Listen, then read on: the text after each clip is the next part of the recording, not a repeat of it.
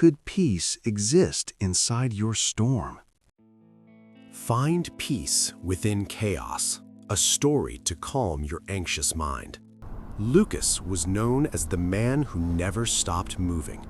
At 32, he lived in the heart of a crowded city, worked long hours, checked his phone every few minutes, and slept with his laptop beside him. Even when he sat still, his foot tapped the floor, and his mind raced faster than the trams outside his window. Lukas always felt as if life was slipping through his hands. He needed to stay ahead, control every detail, and never fall behind. One night, everything broke. During an important presentation he had prepared for months, Lukas suddenly felt dizzy. His heart pounded, his hands trembled, the words on the screen blurred, his breath grew short, and before he could ask for help, he collapsed. Colleagues rushed to his side, their concerned faces spinning in front of him. Later, the doctor said softly, "It's not your heart, it's anxiety. Your body is exhausted from carrying too much." Lukas felt helpless. He had never stopped long enough to feel what was happening inside him. His life had been full of achievements, but his mind was a storm. A few days later, while cleaning his apartment, he found an old envelope hidden inside a book. It was written in his late father's handwriting. Inside was a short note. "If your mind ever becomes louder than your heart, go to the place where the river splits the mountain." The words felt urgent, almost like a whisper from the past. Lukas had never understood his father completely, but he trusted the message. Without overthinking, he took a few days off and drove toward the mountains where his father had once traveled. After hours of winding roads, his car suddenly broke down in the middle of nowhere. There was no signal, no nearby town. As night fell, panic crept in.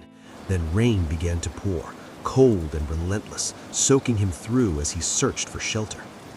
With no other option, Lukas followed a narrow path through the trees. In the distance, he saw a faint light.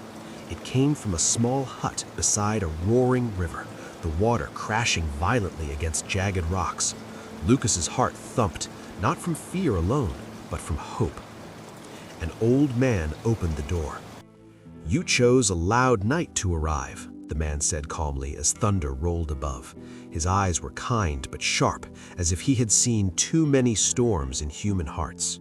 Lukas stayed the night. Sleep did not come easily.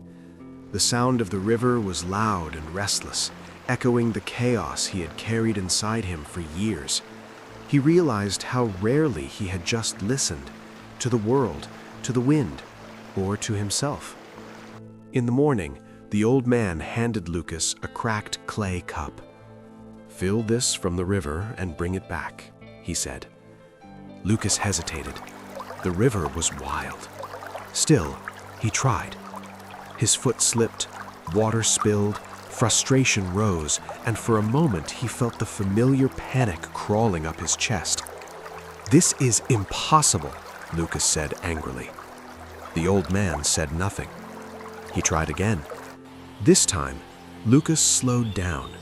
He watched the water. He focused on each breath, each step. The river remained untamed, but his hands were steady. For the first time in years, Lukas felt a strange calm, like holding a fragile piece of life in his own hands. He returned with the cup, not full, but steady. "You expected peace to come when the river became quiet," the old man said gently. "But peace came when you stopped fighting it." Later, a landslide blocked the only road back. Lukas was trapped. At first, anxiety surged, louder than ever. But then, with no distractions and no control, he simply watched. The river, the clouds, the way the wind swirled through the trees. And slowly, the noise in his mind softened. He realized he had never truly allowed himself to just be. Before he left, the old man looked at him and said, "Your father once came here too. He sat by this same river. He was searching for the same peace." Lukas froze. "You knew my father?" The old man nodded. He learned what you learned today, that peace is not the absence of chaos, but the understanding of it. When Lukas returned to the city, life was still noisy, problems still existed, but his anxiety no longer controlled him. He understood that anxious thoughts are like a raging river, loud and unstoppable. Fighting them only makes the mind exhausted. Peace comes when we stay present and steady, even while the thoughts pass.